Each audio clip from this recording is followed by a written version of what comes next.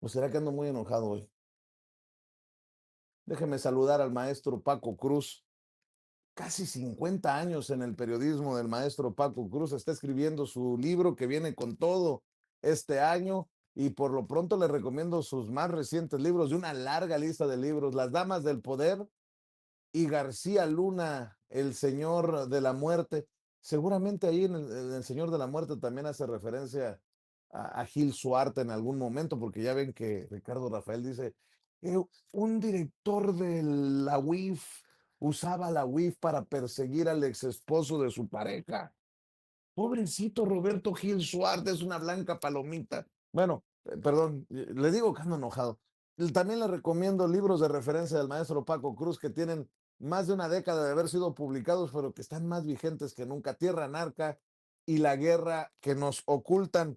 Mi querido Paco, le fallé a mi mamá, a mi tía, a todo el mundo. Ya ven que luego digo que no me voy a portar mal ni a echar madres porque es muy temprano cuando iniciamos, pero híjole, con estos panistas como Federico Dorin y Alito, hacen enojarle le sacan la piedra, dirían mis amigos colombianos, a cualquiera, cabrón. Son unas gonorreas. Gonorreas también es un término muy usado allá en Colombia. Pero bueno, mi querido Paco, ¿cómo estás? Te abrazo. Ah, bueno, tú viviste en Colombia. ¿Qué te voy a contar, mi querido Paco? Un año y 2 meses, Vicente, buenos días. Un año y 2 meses viví en Colombia cubriendo a los cárteles de Medellín y Cali y el desarme del M-19. Así que sí son gonorreas. Personajes como Federico Dorin este, pues son gonorreas, Vicente. Pero déjame decirte para ponerle orden primero, este, en 2 meses, la guerra que nos ocultan va a cumplir 10 años que salió a la venta, Vicente, y está vigente como cuando salió. Está a 2 meses porque salió 2 meses antes de que cumpliera de un aniversario de lo de Ayotzinapa. Oye, Paco, Ayotzinapa fue 2014, sí, Vicente. dice Alicia Camacho, Vicente, en Amazon encontré los libros del maestro Paquito, pero están bien caros. ¿Por qué? Es que son libros que ya tienen mucho que no se han publicado y hay, me imagino que tienen que hacer una impresión o impresiones especiales. No sé cómo funciona eso, Paco. Vicente, yo me asusto cuando veo el precio de mis libros en Amazon, 14,000, 15,000, 8,000 pesos. Eso te dice, bueno, primero, no me alegra verdaderamente porque escribo libros para que sean económicos. Me mido mucho número de páginas, me mido mucho en muchas cosas, Vicente. Tú sabes, para la editorial vender libros es un negocio.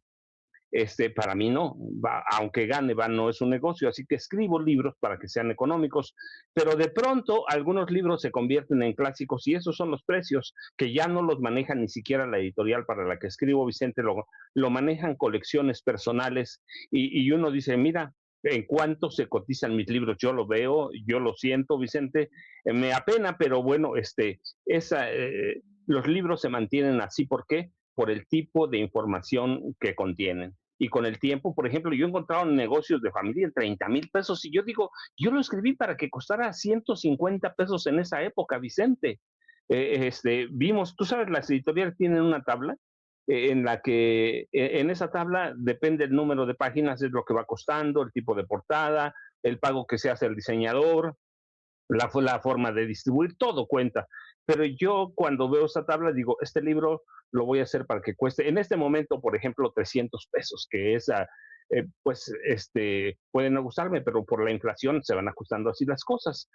Pero cuando pasa el tiempo, yo me asusto del precio de mis libros y digo, qué horror, pero bueno, es por el tipo de contenido que contienen, Vicente, y que hasta hoy, desde el primer libro, Cártel de Juárez, nadie me ha desmentido una línea, Vicente, una sola línea y se mantienen vigentes. La guerra que nos ocultan, ahí está todo lo que la gente necesita saber sobre Ayotzinapa, sobre narcotráfico, la familia michoacana, que para mucha gente le dice ahora la nueva familia michoacana, el Fish, el Fresa, la forma que manejaban García Luna, Felipe Calderón, Enrique Peña Nieto, las economías de escala del narcotráfico, este, Tierra Narca, pues es una radiografía sobre cómo llegué a la conclusión, pero además con documentos de que Enrique Peña Nieto era un narcotraficante. Y en los siguientes libros, en 2012, por ejemplo, en AMLO, mitos, mentiras y secretos, presento los documentos de por qué, eh, insisto, primero y afirmo que Peña Nieto es un asesino y es un narcotraficante. Y eso es el tipo de información que contienen, Vicente, antes de que Peña fuera presidente, antes de que cualquier cosa, para que no digan, ¿por qué no lo dijo antes? Lo dije antes, Vicente, así que yo me asusto del precio de mis libros. Y por cierto, Vicente, ayer estaba platicando con mi ex editor, no mi editor nuevo, mi ex editor, y le digo, estoy terminando el capítulo 7 del nuevo libro, a ver si le echas una leída, mano, nada más de amigos, para que me señales algunos errores o lo que tenga, pero terminé el capítulo 7 ayer, Vicente, ya terminadito, justo para enviar los primeros 7 capítulos a la editorial. Pero en eso estoy, Vicente, en eso estoy. Y Sí, mira, para entrar en información, primero déjame ponerle orden, por lo que representa y por la reacción que tienen estos tipos periodistas viejos que son de derecha todos. La decisión de la Suprema Corte de Justicia de la Nación de avalar el bloqueo de cuentas cuando haya sospechas de dineros ilícitos. Tú sabes que antes de 2019 la Corte lo podía hacer. En 2019 el ministro Eduardo Medina Mora presentó un recurso para que la unidad de inteligencia financiera no pudiera congelar cuentas. Pero en ese momento, Eduardo Medina Mora, que se convierte más adelante en el primer ministro en renunciar a la Corte, en ese momento eh, a Medina Mora lo investigaban por corrupción, por lavado de dinero, por enriquecimiento ilícito, y que termina renunciando justamente porque era corrupto, porque estaba lavando dinero y por enriquecimiento ilícito, pero la Corte aprovecha el camino y aprueba esta modificación para que la UIF no pueda tener acceso o pueda congelar las cuentas bancarias de nadie, a menos que lo solicite, aunque no tenga indicios, aunque no haya nada, una autoridad extranjera, Vicente. Este, así que la Corte la Corte cambia estas leyes de que la UIF no pueda intervenir cuando un ministro era investigado y era responsable de lavado de dinero, de transferencias, este, enriquecimiento ilícito, de transferencias sospechosas. Se había documentado que el ministro Eduardo Medina Mora, por ejemplo, había hecho movimientos ilegales en el sistema bancario mexicano primero por 2.3 millones de libras esterlinas, Vicente, la moneda británica. Y luego otros movimientos por 2.1 millones de dólares hacia cuentas en el Reino Unido y en Estados Unidos. Y estas cifras claramente no correspondían con los ingresos del ministro Eduardo Medina Mora. Así que lo que hace Eduardo Medina Mora para evitar que lo investiguen las autoridades mexicanas es que presenta un recurso para que la Corte bloquee a las autoridades mexicanas de que investiguen a cualquier persona, a cualquiera, porque él era cualquier persona, claro, era ministro, la bloquean y que solamente lo puedan hacer si hay un mandamiento explícito de alguna autoridad cualquiera, aunque no hubiera motivos extranjera. Así que, ¿y Medina Mora quién era? Pues era un protector de uno de los protectores de Enrique Peña Nieto o de todo el grupo de Enrique Peña Nieto. Era el escudo judicial para que nada pudiera golpear a Enrique Peña Nieto y sus colaboradores. Había sospechas de lavado de dinero, de corrupción, de involucramientos de Peña con grupos de narcotraficantes. Así que lo que hacía Medina Mora es que era el escudo. Medina Mora también era un personaje, para que entendamos toda la trascendencia, muy cercano a Genaro García Luna. Durante los gobiernos de Vicente Fox y Felipe Calderón Hinojosa, Eduardo Medina Mora trabajó muy estrechamente con Genaro García Luna, que hoy está condenado, lo sabemos, en Estados Unidos. Así que y se sospechaba que Medina Mora le filtraba mucha información a Genaro García Luna eh, en, antes, Vicente, ¿te acuerdas en la represión del caso San Salvador Atenco, la represión en 2006, si no estoy mal, en 2006, él fue sospechoso de parte de la represión, trabajaba en el gobierno de Vicente Fox y él fue parte de los que manejó la investigación de la guardería ABC y también encabezó investigaciones de operativos masivos en el Michoacanazo, que terminó siendo un fracaso judicial. Así que, pero este hombre recibía millones de dólares, millones de libras esterlinas, y cuando era ministro y lo empiezan a investigar, presenta este recurso para que las autoridades de Hacienda no puedan investigar, no puedan congelar ni bloquear ninguna cuenta bancaria. O sea, hay un motivo político que hoy yo digo qué bueno que la Suprema Corte lo desecha y autoriza que se bloqueen cuentas bancarias, porque hay tipos como este. Y tú recuerdas, Vicente, porque lo vivimos juntos. Tú estabas en Nueva York, Jaime y yo estábamos acá en la Ciudad de México, César, cuando estaba el caso de Genaro García Luna, en el día que lo encontraron culpable, ¿lo recuerdas? La ministra presidenta de la entonces Suprema Corte de Justicia de la Nación, Norma Lucía Piña Hernández, ordenó descongelar las cuentas bancarias de Genaro García Luna y entregarlas a su esposa Linda Cristina Pereira Gálvez, cuando nosotros lo advertimos con mucho tiempo de anticipación. Linda Cristina Pereira Gálvez es el cerebro financiero de lavado de dinero de Genaro García Luna y ordenan liberar las cuentas. Nada más 750 millones de dólares, Vicente. 750 millones de dólares. Antes habían descongelado las cuentas de Luis Cárdenas Palomino. Esa, ¿por qué lo podían hacer? Porque la UIF no podía congelar nada. No podía congelar nada. ¿Y qué pasó con esos dos casos? El dinero de Luis Cárdenas Palomino, que era la mano derecha, mano izquierda, la sombra de Genaro García Luna, y por cierto también de Ricardo Salinas Pliego. Se evaporó, se fue. Y el dinero de Genaro García Luna, que le transfieren a Linda Cristina Pereira Gálvez, se va y hoy sabemos que son 750 millones de dólares, Vicente.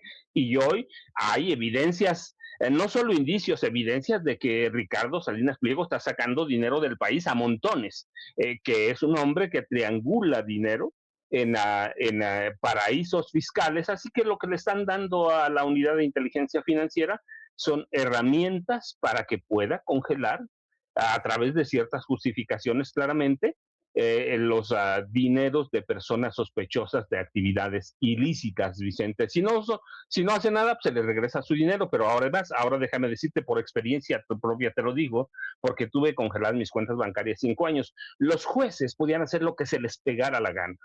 Lo que se les pegara la gana, si decían a fulano de tal le congelamos su dinero, te lo congelaban. Yo puedo después explicar paso a paso cómo, por qué me lo congelaron, pero los jueces hacían, aunque tú les demostrabas que estaban mal, que estaban cometiendo un ilícito, que estaban recibiendo dinero a través, no los jueces, porque tú sabes, no le puedes probar a un juez que haya recibido dinero, sino lo que recibían eran sus secretarios de acuerdos. Secretarios de acuerdos recibían el dinero y te congelaban las cuentas.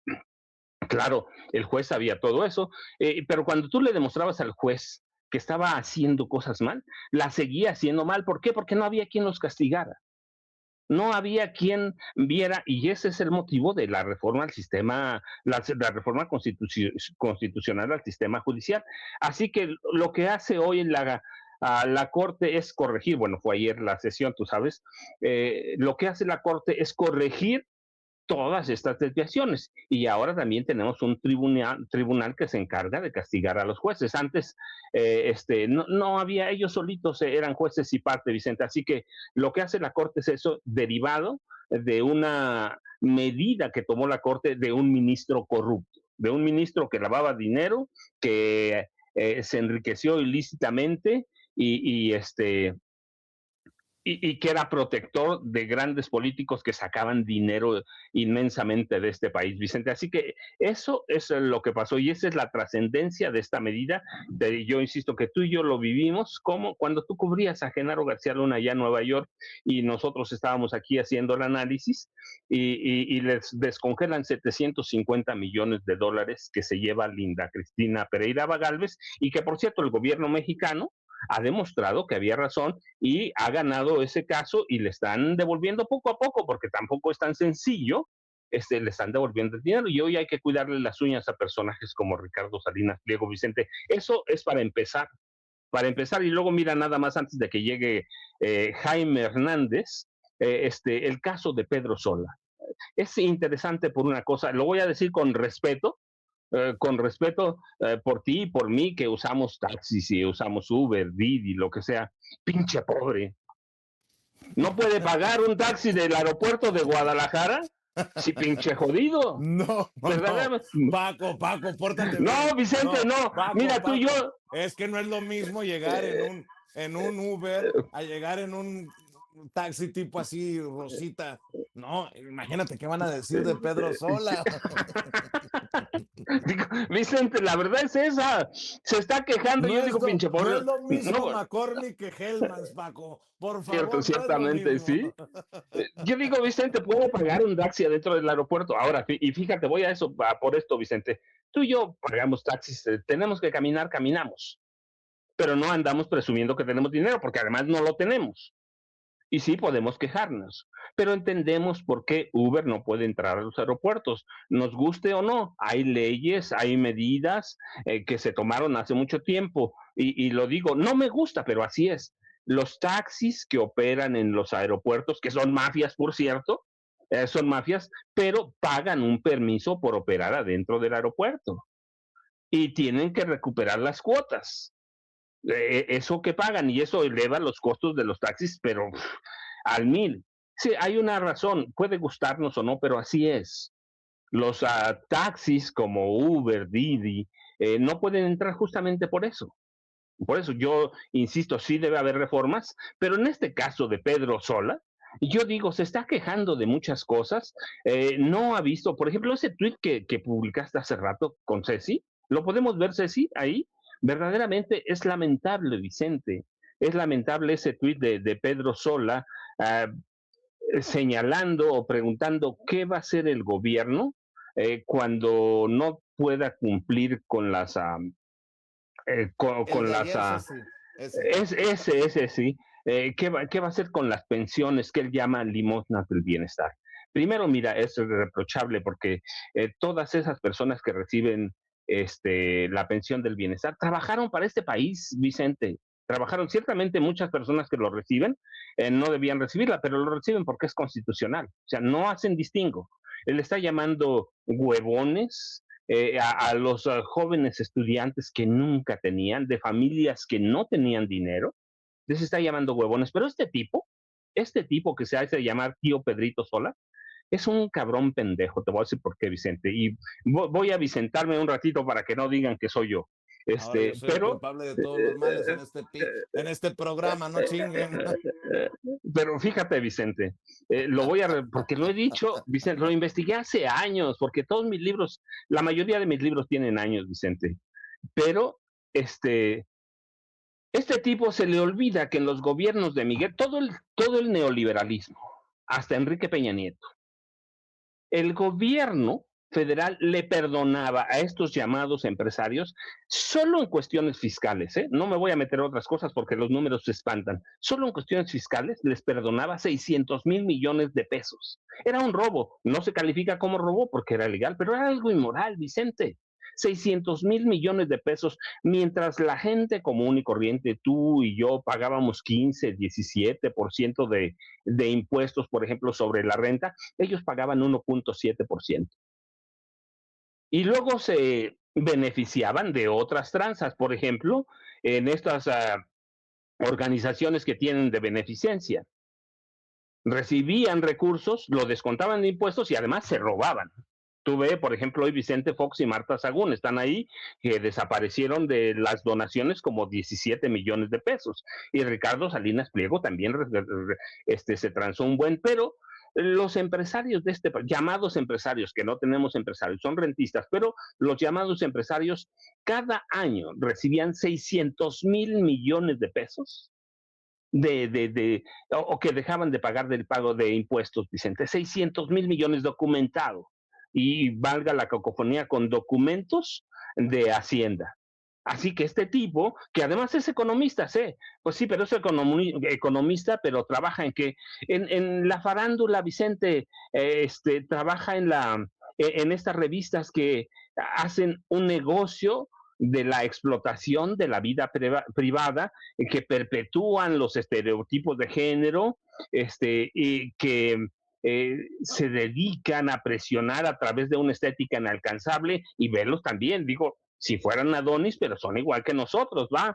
Y que se dedican a la difusión de rumores como no es verdad y que hoy se quieren aparecer o quieren ser periodistas y analistas en serio, que no jodan, Vicente, verdaderamente. Hoy estoy impresionado con este tuit y mira, solo antes de que llegue ya, yo me imagino que ya está llegando el maestro Jaime Hernández. Ayer hablamos del informe de este Comité de Desaparición Forzada de la ONU. Te lo voy a decir, ayer lo dije, hay un grado de perversidad extrema en este Comité de Desapariciones. Durante los sexenios de Enrique Peña Nieto y de Felipe Calderón Hinojosa, hubo una explosión de fosas clandestinas. Este país era una fosa clandestina. Había órdenes al ejército, ¿sí? De desaparecer personas, de no dejar personas vivas, Vicente. Y este comité nunca dijo nada hasta ahora, que tú dices bien, está refiriéndose a los gobiernos de Enrique Peña Nieto y de Felipe Calderón Hinojosa. Y se lo quieren achacar a este gobierno de Claudia Sheinbaum Pardo, como en su momento quisieron achacárselo al gobierno del presidente Andrés Manuel López Obrador. Este país era una fosa clandestina, Vicente, completa. Había niños sicarios en el gobierno de Felipe Calderón, en el gobierno de Enrique Peña Nieto, que desaparecían personas. Y este comité no dijo nada. Pero además yo digo que hay un grado de perversidad, Vicente, porque mira, aquí lo reportamos, por ejemplo, en la Franja de Gaza. En la Franja de Gaza, ¿tú recuerdas? Alguna vez publicamos un informe, lo voy a decir nada más así, a lo mejor me equivoco, pero no, a Francesca Albanesa, que es la enviada especial de la ONU para la Franja de Gaza. Ella advirtió que el número de desapariciones, el número de asesinatos, perpetrados por Israel era 3 veces lo que decían. Decían, se hablaban de 60,000, ella decía, hay más de 200,000. Hay evidencia muy sólida. La ONU no ha dicho nunca nada. No ha llevado a Israel a a ninguna reunión de consejo pleno. Hay desplazamiento forzado, hay complicidad internacional por lo menos 60 de las grandes empresas participan en el genocidio de Israel para desaparecer a los palestinos. Hay un plan para destruir, sinónimo de aniquilar y desaparecer al pueblo palestino, y hay suministro de armas y apoyo político de Estados Unidos para, eh, para perpetrar ese genocidio a fin de limpiar toda la franja de Gaza y que el yerno de Donald Trump construya hoy ahí o levante un complejo turístico de alta gama. Hay de todo. ¿Y cuándo el Comité de Desaparición Forzada ha dicho algo? Por el contrario, ¿tú recuerdas el año pasado? Estados Unidos prohibió la entrada a Francesca Albanese, le prohibió la entrada, pero además ordenó que la investigaran de todo a todo y congelaran cualquier activo que tuviera. El genocidio, el genocidio en Palestina lleva las huellas dactilares de quién, de la ONU, que no ha hecho nada, Vicente. En este país, ayer lo dije, Vicente, se desaparecieron personas en los gobiernos de Adolfo López Mateos. Bueno, mira, está Jared Kushner, Él va a levantar el complejo turístico ahí en Gaza, por lo menos esos son los planes. Y la ONU que dice, nada, Vicente, hay un entorno tortuoso para desaparecer personas y este comité de desaparición forzada, mira, viene a acusar al gobierno de Claudia Sheinbaum Pardo por crímenes que son responsabilidad de Enrique Peña Nieto, por crímenes que son responsabilidad de quién, de Felipe Calderón. Así que Federico Dorin, que no le haga el cuento, que es la mano oscura, por cierto, hay que decirlo, ¿de quién? De Carlos Salinas de Gortari y de Diego Fernández de Ceballos. Mm. Vicente, así que esa es la decisión de este comité de desapariciones forzadas. Mira, fíjate, nada más lo voy a decir, estos datos los saqué anoche de la ONU, Vicente, de la ONU, que los tiene guardados, escondidos. Hay 18.500 palestinos arrestados. Hay torturas. Están dejando, bueno, hay documentales, las tiene la ONU ahí adentro y no ha documentado palizas, violaciones de mujeres palestinas. Están dejando de morir de hambre a los palestinos. Es decir, la comida se ha usado como un arma letal. Hay desnudez forzada, privación de atención médica, uso de perros y descargas eléctricas para torturar a los palestinos. Y mira qué chingón salió este comité. Cuando tenemos un genocidio en vivo, nos viene a decir, mira, Felipe Calderón y Enrique Peña Nieto desaparecieron a miles de personas, pero la culpable es a Claudia Sheinbaum Pardo. O sea, Claudia es responsable de los crímenes de Felipe Calderón Hinojosa, que es el que empieza, que además es un cómplice del narcotráfico con Genaro García Luna, nos viene a decir Claudia Sheinbaum Pardo es la culpable. Y de los crímenes de Enrique Peña Nieto, Claudia es la culpable. No lo hemos investigado, pero si extrapolamos las cifras y los Mm. números, podemos deducir, porque no investigaron, que las desapariciones son mucho mayores. Pero esa es la perversidad del informe que presentó este comité de desaparecidos y que ahora están usando para golpear a Claudia Sheinbaum Pardo. Tú sabes que yo no lo defiendo, si hay algo que decir, se dice. Pero este informe del que estamos hablando desde ayer es perverso, Vicente. Todo esto que te estaba platicando es de la Franja de Gaza, de los palestinos, los abusos coordinados por altos funcionarios, el ministro, porque son ministros de Seguridad Nacional, Itamar Ben-Gvir de Israel, acaba de pedir que usen una bomba atómica en, en Irán Mm. para que Israel gane esa guerra. Así, acaba de pedir, además, acaba de amenazar. Itamar Ben-Gvir acaba de amenazar a los magistrados del Tribunal Superior de Justicia de Israel de que si no autorizan el fusilamiento, la muerte, el asesinato de los palestinos, sin ningún juicio, los van a matar. Eso a la ONU literalmente le vale madre, Vicente. Y está queriendo justificarse castigando a México. Esa es la Mm. realidad, Vicente. No estamos minimizando, y quiero decir lo que tú lo dijiste ayer, Vicente, no estamos minimizando el problema de los desaparecidos en México. Nunca. Hay desaparecidos. Entre eso y que el gobierno de Claudia Sheinbaum Pardo, como pasó con Peña o con Calderón, ordene desaparecer personas, no hay. Ni, ni el presidente López Obrador ni Claudia han autorizado, han ordenado o se han hecho de la vista gorda en desapariciones forzadas, Vicente. Hoy hay desapariciones, sí, producto del crimen organizado. No se justifican, nunca se justifican, pero este país tuvo décadas de historia de desaparición forzada. Todavía no sabemos a cuántas personas desapareció Carlos Salinas de Gortari, que está vivo. Todavía no sabemos a cuántas personas desapareció Felipe Calderón Hinojosa, que está vivo. Enrique Peña Nieto, que está vivo. Todavía no sabemos nada, Vicente, pero hoy Claudia es culpable de los crímenes de Peña y de Felipe Calderón Hinojosa. Así que nada más para empezar, Vicente, porque ya dijiste tú, me hicieron enojar desde temprano.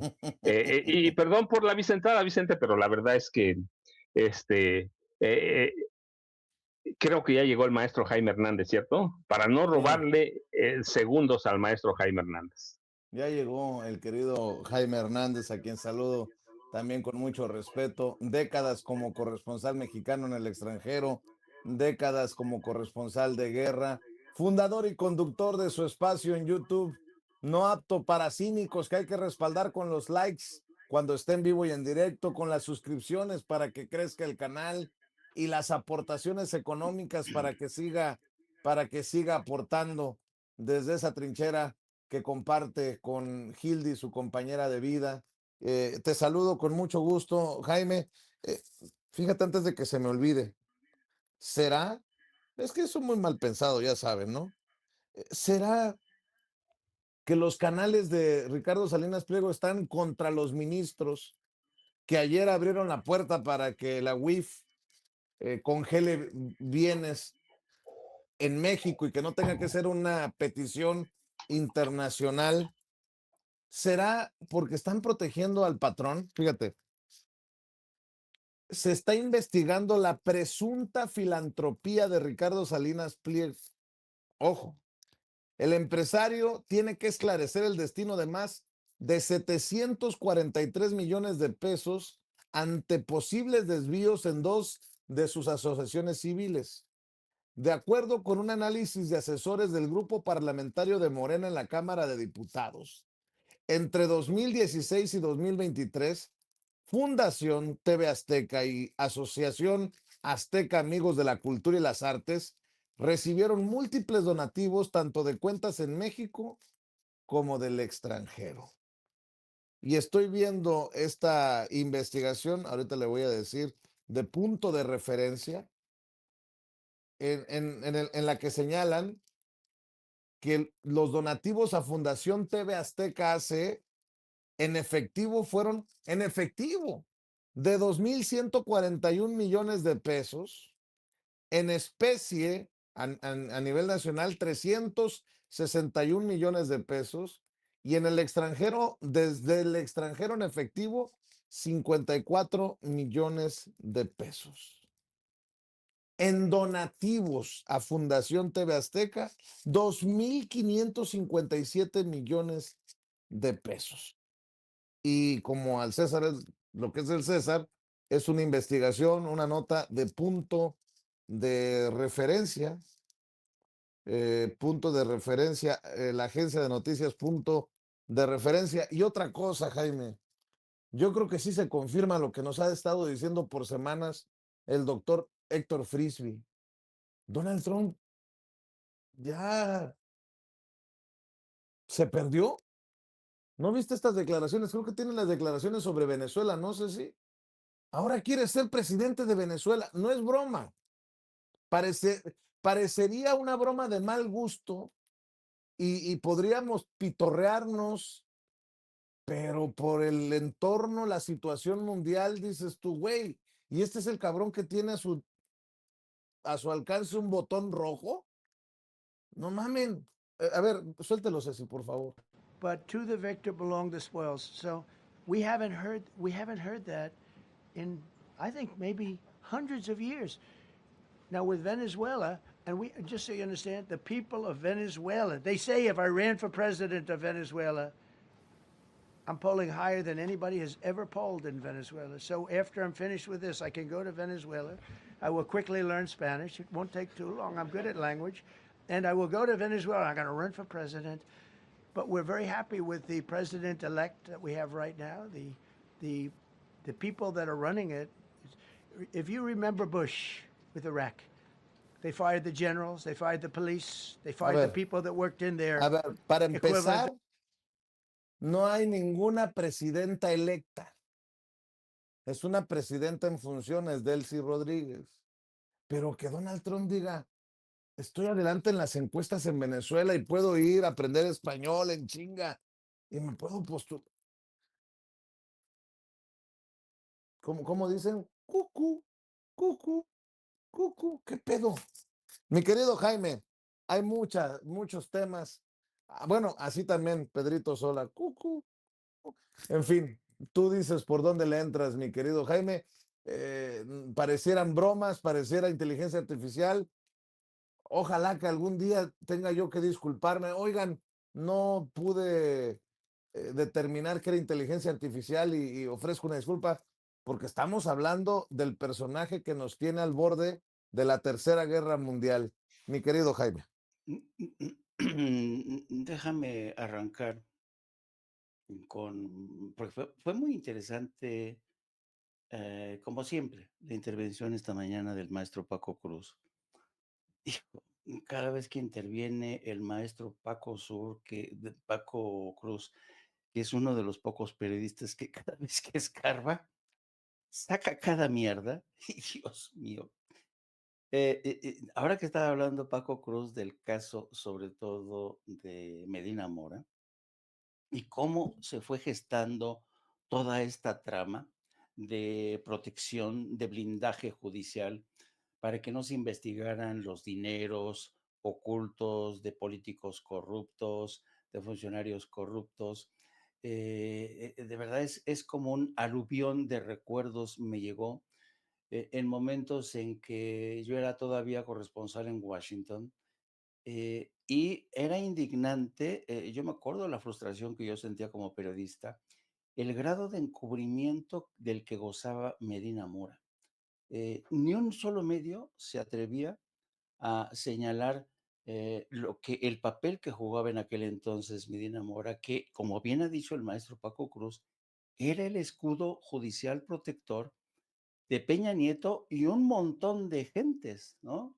Porque acuérdense que Medina Mora fue uno de los interesados, o por lo menos que le tocó revisar los casos, por ejemplo, el montaje de Florence Cassés, los casos de Rosario Robles, los casos de la maestra Elvester Gordillo, y encima todo esto, porque las embajadas que se le dieron a Eduardo Medina Mora después, en el Reino Unido y posteriormente en Washington bajo la administración de Enrique Peña Nieto, era el pago a los enormes servicios prestados a Enrique Peña Nieto.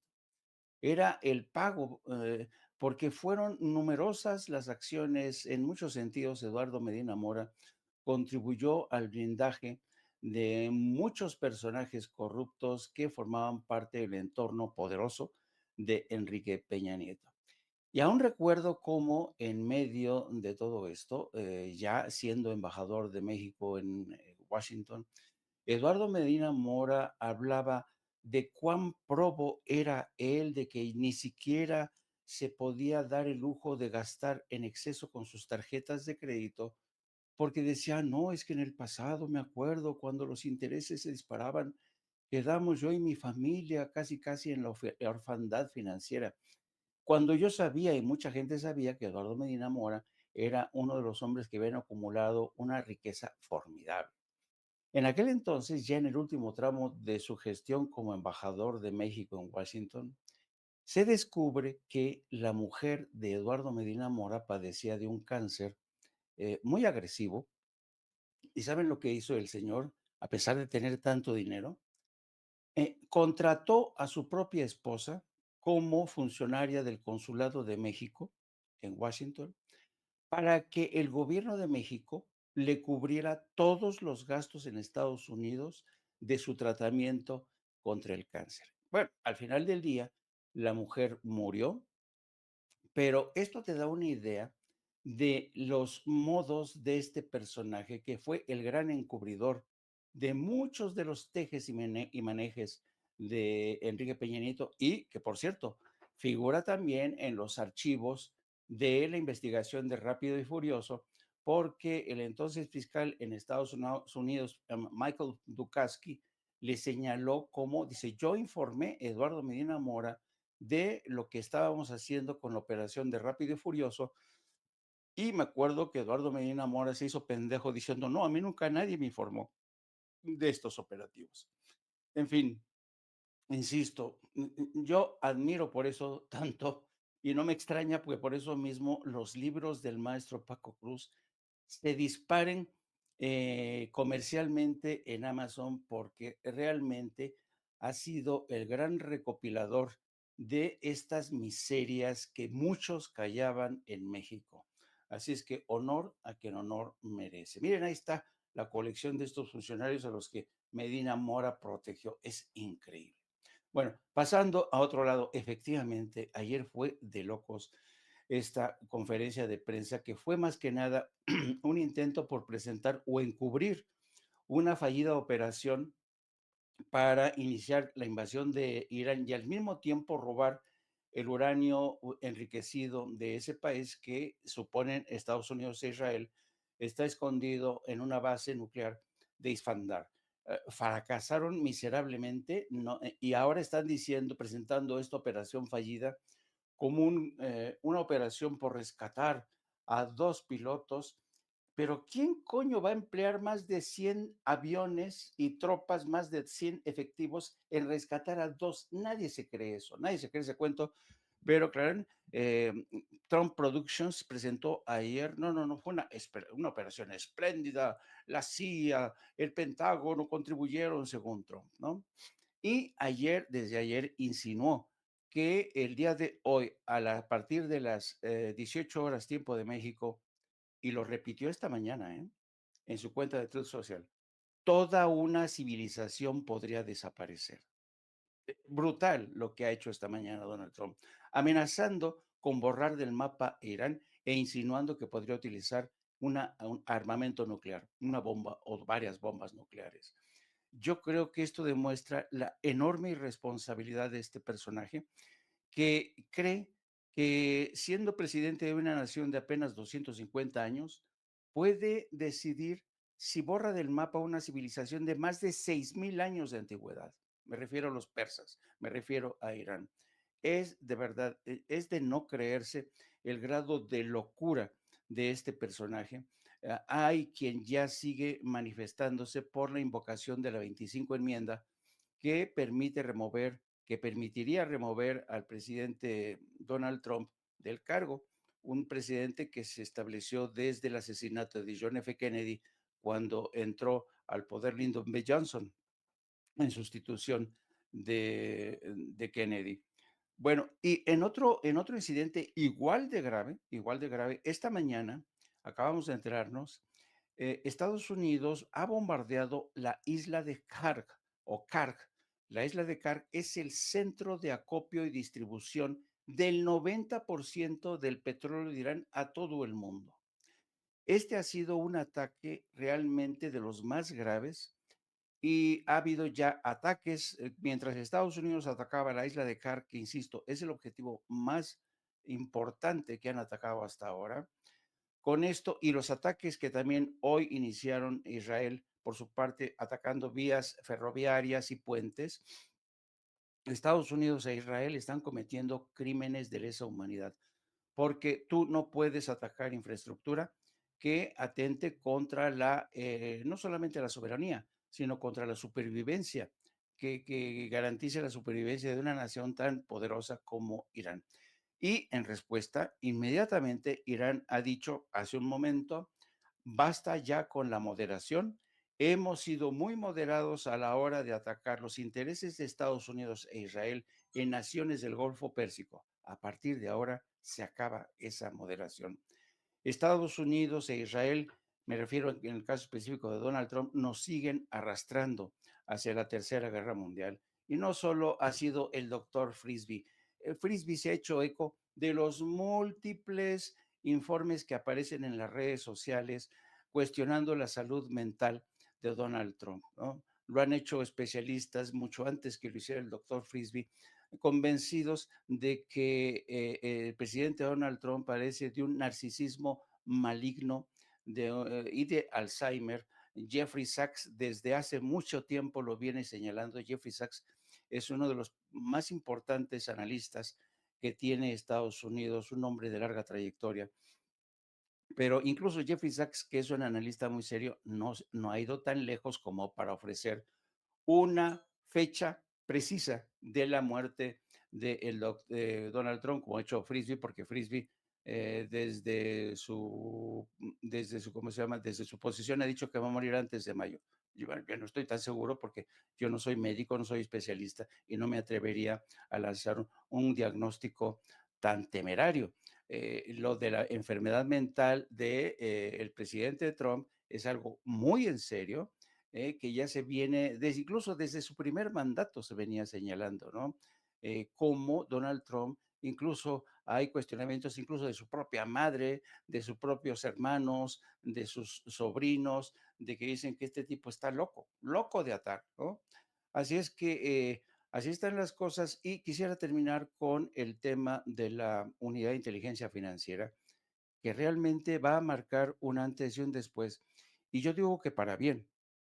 Y me ha llamado la atención cómo desde el diario Reforma, ¿qué podíamos esperar del diario Reforma? Esto consideran que es un grave atentado en su comentario editorial de Templo Mayor. Hoy dicen que no, ¿cómo es posible que el gobierno que de Claudia Sheinbaum se atreva a tanto? Ni siquiera, dice, cuando ni siquiera la fiscalía tiene ese poder, ¿cómo ahora lo va a tener la unidad de inteligencia financiera? ¿Qué?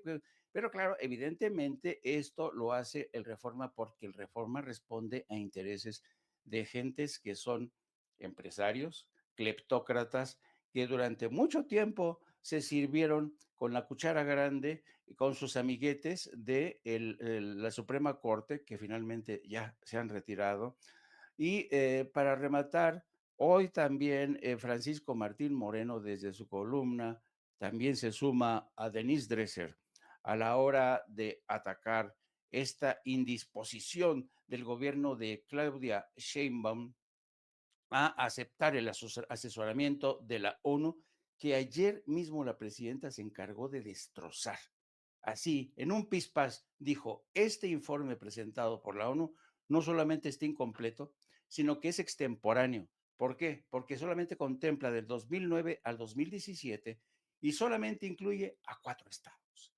Válgame Dios, qué, de verdad, qué temeridad de este organismo de proponerle a México, nosotros somos los expertos, háganse a un lado, ¿no? Cuando el gobierno de México tiene los mejores expertos que han hecho y participado en uno de los estudios más avanzados, más metódicos, más escrupulosos que puedan haberse producido desde la década de los 50 en el tema de los aparecidos. Y vámonos, ahí va. Ese fue mi saque. Ahí les voy.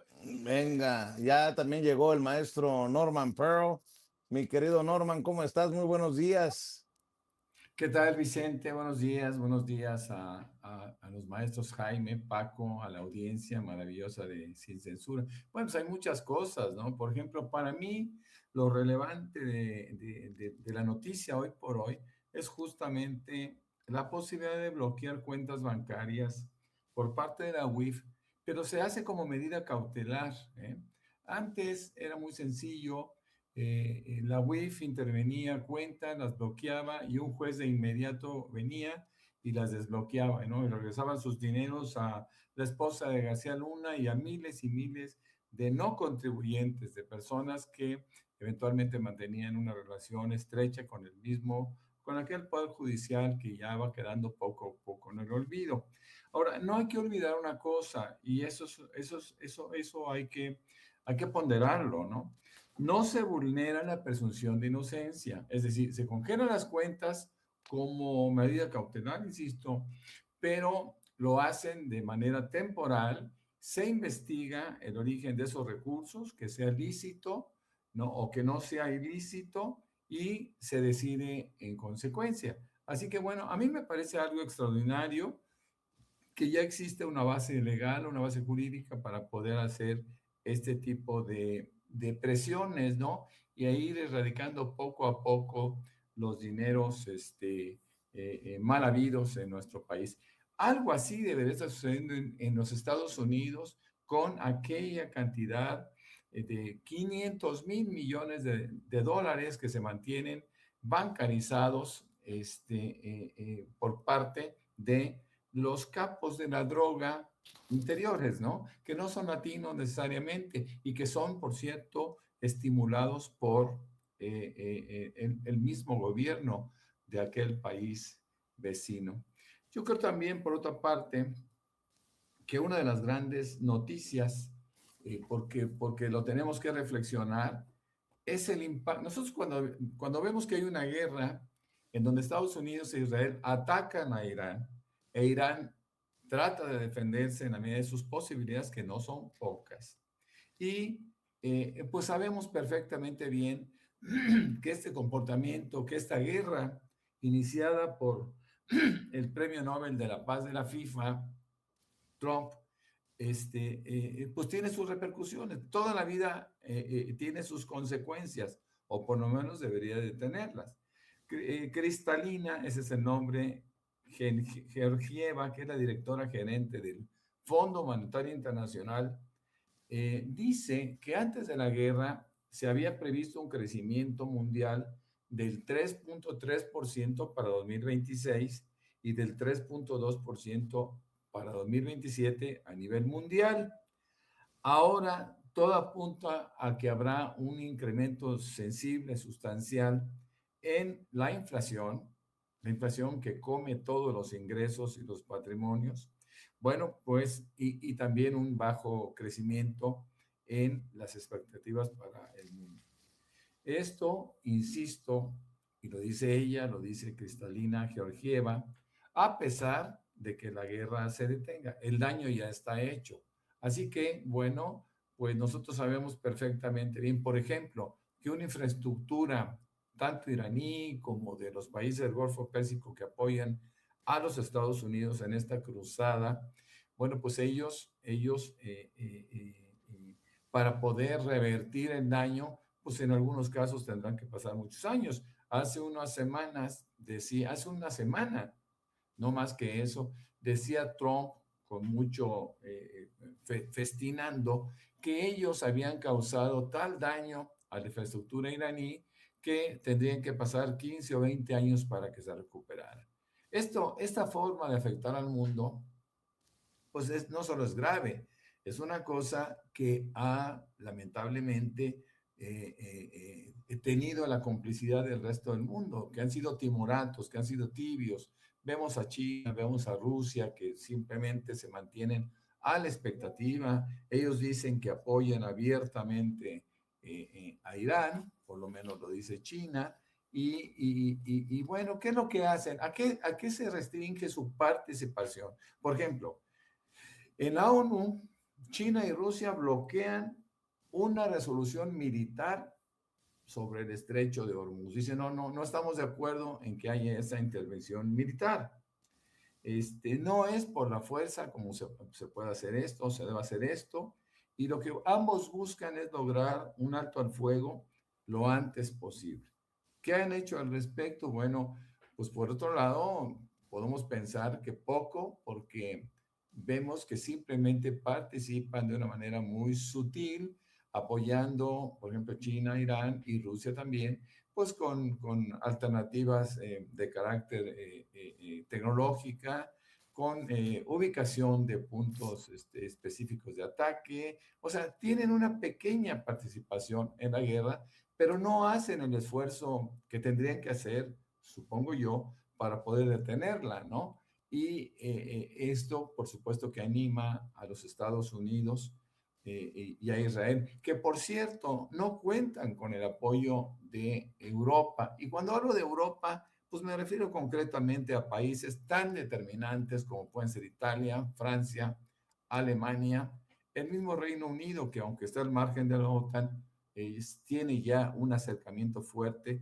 con Europa y ellos están buscando que se detenga esta guerra. Entonces Estados Unidos se mantiene aparentemente aislado, solamente protegiendo a Israel, que por cierto ya mucha gente, muchos analistas establecen que quien lleva la batuta, ¿no? Quien ha determinado esta guerra, quien no solo la ha iniciado, porque ha madurado la idea de que Irán es un peligro para la humanidad, bueno, pues es Israel y que Netanyahu es el verdadero jefe de Donald Trump.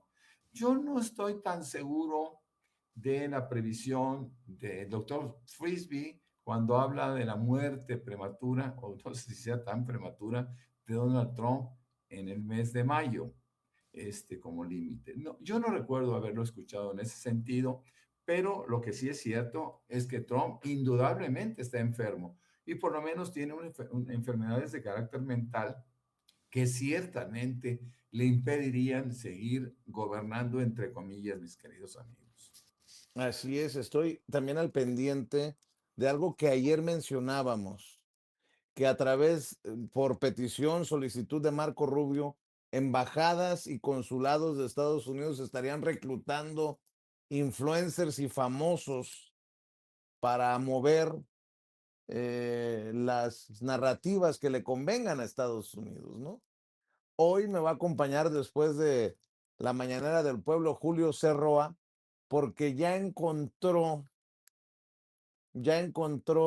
si no la lista completa, una lista de los medios, de lo que están recibiendo o de lo que no están recibiendo en nuestro país, para entender cómo desde la publicidad oficial podríamos también tener una claridad de por qué los medios se alebrestan de tal manera. Por ejemplo, podríamos confirmar, de acuerdo a lo que he conversado con Julio Cerroa desde ayer, que Radio Fórmula sigue recibiendo por lo menos por ahí de los 50 millones de pesos de parte de la publicidad oficial del gobierno que encabeza la presidenta Claudia Sheinbaum Pardo.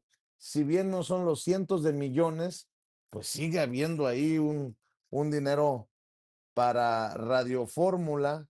Otra de las cosas que me decía Julio Cerroa ayer, hay cero, o al menos hasta ayer había encontrado cero dinero, 0 pesos a El Financiero, 0 pesos a TV Azteca, pero sí aparece por ahí. Radio Fórmula va a ser muy interesante en momentos en que se hace un llamado, insisto, para el reclutamiento de influencers. Y por cierto, ayer arrancó, creo que en un nuevo horario, Chumel Torres, y a quién jala, a Broso, a Víctor Trujillo. Dices tú, ahí ha caído Víctor Trujillo, aquel que en algún momento era uno de los personajes con más, entre comillas, credibilidad en la televisión de nuestro país, cayó ahí con Chumel.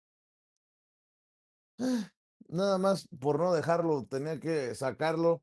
Así que al pendiente de lo que conversemos, de lo que traiga para compartir en Sin Censura, Julio Cerroa, quien hay que decirlo por años, larguísimos años, ha estado al pendiente precisamente de esta lista de personajes que en su momento se beneficiaron del gobierno de Felipe Calderón, que en su momento se beneficiaron del gobierno de Enrique Peña Nieto y que hoy, como son huérfanos de la publicidad oficial, salen a despotricar contra los gobiernos de López Obrador ayer y el de Claudia Sheinbaum Pardo hoy.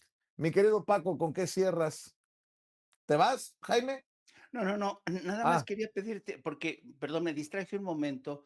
ah. Quería nada más preguntarte, ¿todavía no da a conocer o ya dio a conocer la presidenta? Porque tú le preguntaste, le pediste que informara sobre lo que se había presupuestado para el 2026 y ella reconoció que todavía no se daban a conocer. No te entendí bien. ¿Ya lo dio a conocer, Vicente? Creo que ella no. Creo que el trabajo que está haciendo Julio es de recopilar toda la información de los diferentes espacios de transparencia, eh, sí, de los canales de transparencia del gobierno, y ahí es donde está haciendo la lista. Pero así como tal, todavía no. Va a Sí. tener que, yo creo, tomar que regresemos a la mañanera y le recordemos, presidenta, podría dar a conocer aquí la lista de tal, de quién es quién con la publicidad oficial. No, pero todavía no lo hace públicamente en la Ah, ok. mañanera del pueblo. Sí. Por eso me resulta tan importante adelantarnos y con los datos que ya están en los portales de transparencia, en los portales del propio gobierno, hacer la lista y cotejarla con lo que vaya a publicar la presidenta en su momento. Me estaba diciendo Julio Cerroa que es información del portal de la función pública. Así que pues al pendiente de lo que publique, porque al final son datos del propio gobierno de la presidenta Claudia Sheinbaum Pardo.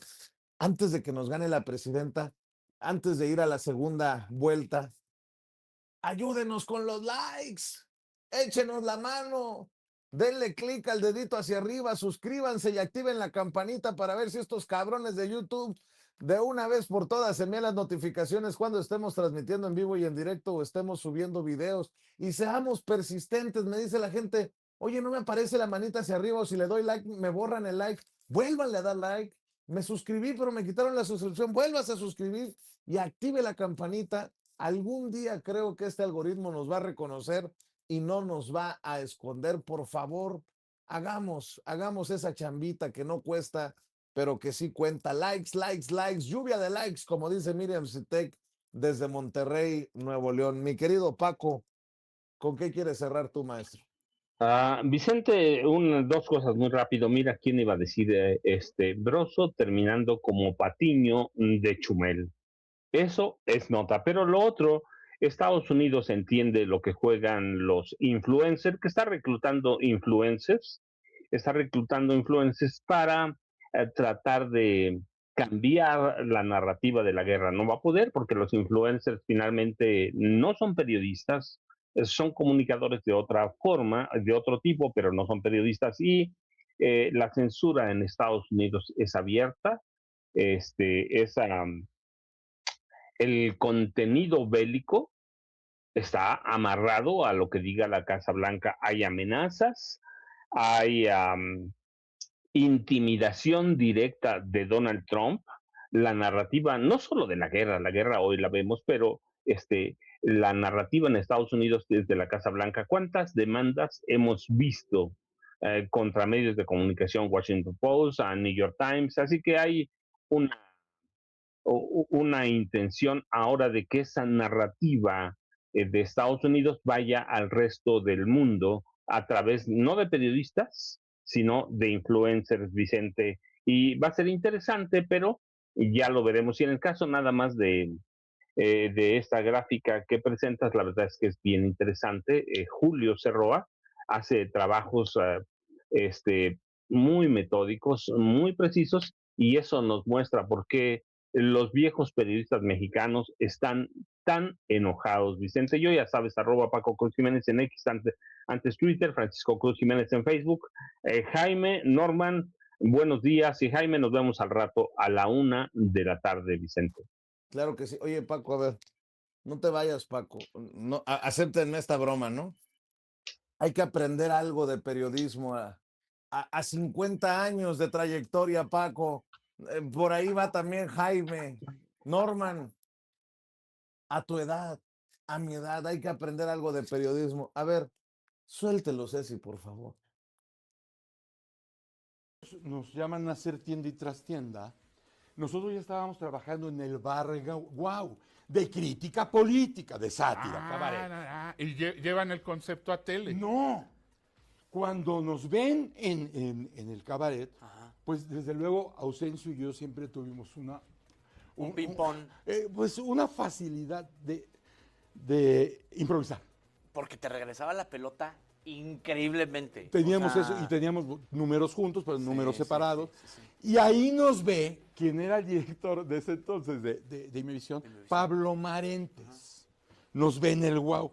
Y entonces empieza a El Guau era una suerte de un café medio... Un cabaret. Sí. Y confluía todo tipo de show, medio cabaret, medio politicón, medio totalmente clown, político, medio improvisado. Y te puedes encontrar subsecretarios de Estado o a García Márquez, a quien tú quieras, ahí, en ese lugar.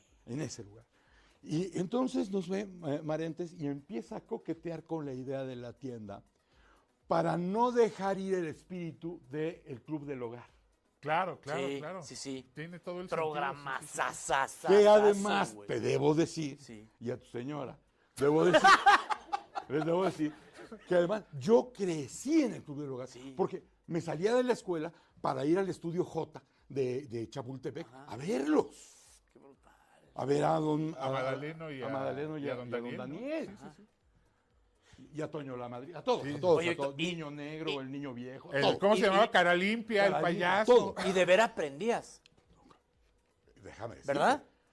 Yo saco mi licencia de locutor, cuando había licencia de locutor, Ok. tenía Bendito yo sea Dios, 15 güey. años. Ahorita si no... ni No, ahorita chamba ya cualquier tendríamos, pelado ¿verdad? es... Tenía 15 años. Y tenía que firmarme una carta 2 locutores profesionales. Sí, que te avalaran para poder, sí. Uno es de Magdaleno Uf. y otro es de Don Daniel. ¿Cómo crees? Son los que me dan las cartas para ir a pedir el examen. Y entonces voy con Don Pancho y en un corte le digo, oiga, Don Pancho, ya me conocía, pues ya me veían mucho tiempo ahí. Fíjese que voy a dar el examen y están pidiendo. Ah, sí, ¿Y tú 15 sí, añitos, güey? sí. Yo le digo a Daniel, date una vuelta mañana y te las tengo. Ajá, las cartas. Y con esas cartas hago mi pues qué bueno. examen de locutor. Pero no había ni lana ni nada. O sea, tú nomás amabas ese... El amor a... Exacto. Esto que ya pasó un poco también de moda, el amor a estas cosas, ¿no? Sí. Ya ven, tenemos que cerrar el changarro. A Ausencio Cruz, por cierto, le mando un saludo a Ausencio Cruz, que se cuece en otra olla de Víctor Trujillo. A ellos sí los iba a ver García Márquez. Y ahora ya cualquier pelado sin licencia se mordió la lengua el pendejo de Chumel Torres. Ya cualquier pelado sin licencia de locutor puede ser. ¿Me decías, Paco? Vicente, yo rapidísimo, porque Jaime lo debe saber, Norman también, tú también. Yo por eso, qué bueno que viví la época de Jesús Martínez Palillo, de Manuel Medel y de Cantinflas. Y qué bueno que me tocó la última parte de la carpa y del teatro político en este país. Esto, Vicente, es juego. Cuando dice Broso el club del hogar, yo digo, no, mejor verdaderamente eso es un ridículo, es Televisa en su máxima expresión, y yo me sigo quedando con Palillo, con Medel y con Cantinflas, Vicente, la comedia política verdadera de este país. Y lo otro, pues ya termina como Patiño de Chumel, y eso habla mucho de los dos, Vicente, Norman y Jaime. Y Chumel pudo haberle preguntado, oye, güey, pero ¿por qué presumías tu reata en Televisa de esa manera? ¿Por qué cosificabas a la mujer, güey? ¿Por qué Mi querido Jaime, mejor voy contigo para cerrar en esta segunda vuelta. Antes de que llegue la presidenta y me meta un coscorrón con lo de los tiempos, ya ves que a veces nos gana. No, fíjense que por fortuna, pues, yo soy tan viejo que viví la época del bar Wow. Ahí terminábamos muchos periodistas de noche después de hacer noticiarios y ciertamente el bar Wow se convirtió en un lugar, en un punto de encuentro, no de grandes intelectuales, no, no, no, eran ya periodistas, gente que quería sentirse importante, saben, quería codearse con los grandes periodistas, con los intelectuales de aquella época. Decir que García Márquez era uno de los frecuentes del bar Wow es mentira, pero ciertamente el bar Wow se convirtió en una especie de espita de cómo en este pequeño escenario del bar Wow había grandes comediantes y sobre todo el manejo de la sátira política era muy fina, era interesante, era muy divertida, pero tampoco era tan transgresora como sí lo fue en la época de Palillo, ¿no? Que está citando el maestro Paco Cruz. Pero a mí, el día que se escriba la historia del Wow y en qué medida contribuyó como espita, como fuerza de dejar sacar las presiones, la protesta, la frustración de mucha gente, pero era interesante porque al mismo tiempo que había crítica al sistema político mexicano, muy contenida, quienes iban a verlo eran aquellos mismos que contribuían a esa censura, ¿no? De alguna u otra forma, ¿no? Y se divertían de cosas que ellos mismos sabían que habían ocultado. Es interesante el proceso, ¿no? No había la libertad de expresión que había hoy, era una forma de darle vía de escape a la frustración y la gente ya con unas copas pues entendía a qué se referían, participaban personajes como hay una larga lista de gente que participó en el Bar Wow que merece, yo creo que merece escribirse. algo sobre el Bar Wow, pero insisto que evidentemente Chumel Torres no tiene ni la más puñetera idea de lo que está hablando cuando se refiere Broso, que es más viejo, al Bar Wow. Bueno, y por otro lado, yo no quiero dejar de quitar el dedo sobre la amenaza que ha lanzado Donald Trump en el sentido que Irán va a desaparecer como civilización esta noche.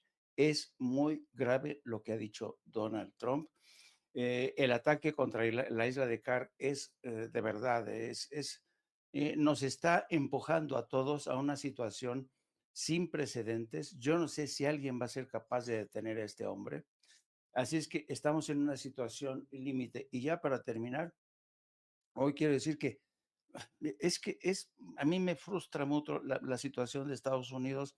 Hoy una demócrata por Arizona presentó una iniciativa para destituir al presidente Donald Trump, que va en la buena dirección. Por cierto, esta demócrata por Arizona es de origen iraní y todo parece indicar que no va a tener éxito su iniciativa porque desafortunadamente los republicanos controlan ambas cámaras. Y finalmente, en la historia del bloqueo de carreteras en 17 estados.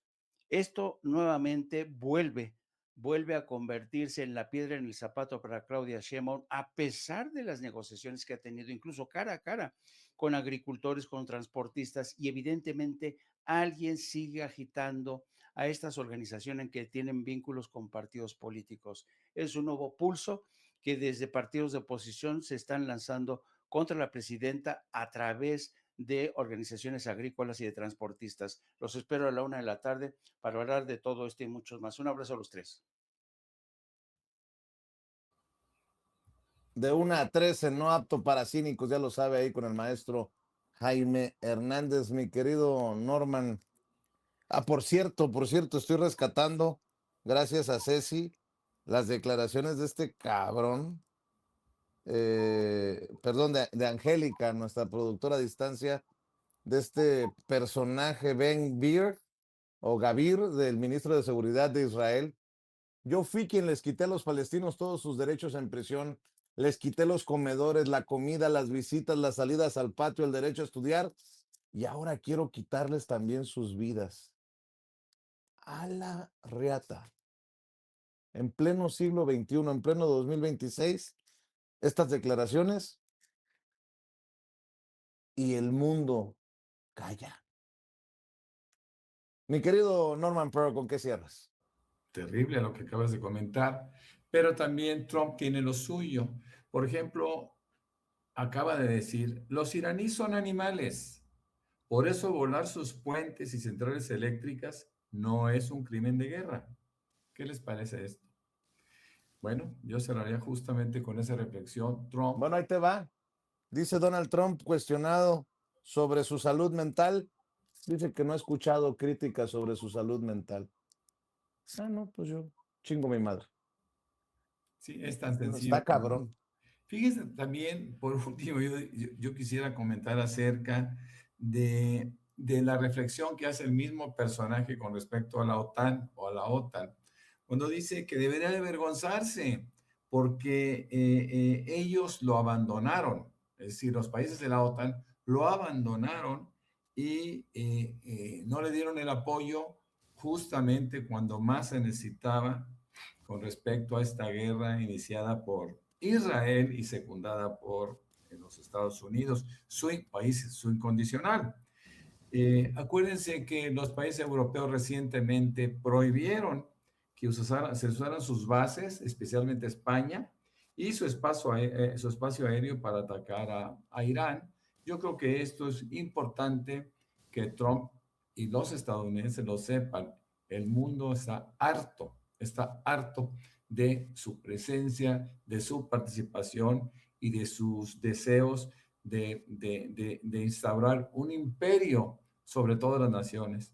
Creo que esa sería mi síntesis de un personaje que cada día enferma más y lo peor de todo es que nos enferma al resto del mundo.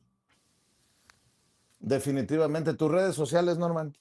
Sí, claro, con mucho gusto. Bueno, yo soy Norman F. Pearl, así me encuentran en X y también, por supuesto, que me pueden localizar en 2 cuentas que tengo en Facebook. Muchas gracias por todo. Buenos días. Espero que sea una mañanera muy propositiva como todas. Así es, ya llegó la Yes. presidenta, vamos a la mañanera.